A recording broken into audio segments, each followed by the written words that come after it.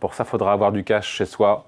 C'est ce que nous dit la BCE. Ou mieux encore, j'ai pensé à vous ce matin en voyant l'once d'or à 3 850 $, éventuellement avoir des lingots.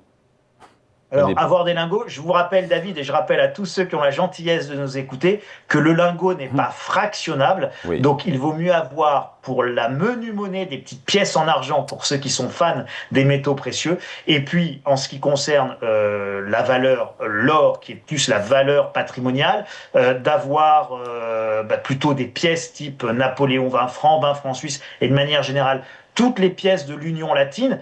Je rappelle au passage que l'Union latine, c'était l'euro avant l'heure, puisqu'un certain nombre de pays européens partageaient exactement la même taille de pièces, le même poids d'or, et donc on avait déjà une monnaie non pas unique, mais une monnaie commune, qui, elle, était exprimée en grammes d'or. Voilà, ayez ces pièces d'or, ça vaut aujourd'hui 500, 600 euros, mais au moins, ce sont des petites fractions.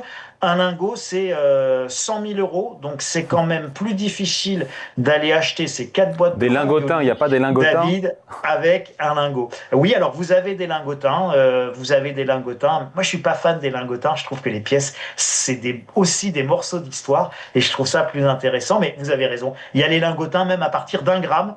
Attention à la prime, c'est-à-dire, vous savez, quand vous achetez une grosse boîte de petits pois, elle vous est vendue 2 euros le kilo et 2 euros la boîte. Puis si vous achetez des petites boîtes, elle vous est vendue à 1,50 €, mais au kilo, c'est 2 fois plus cher.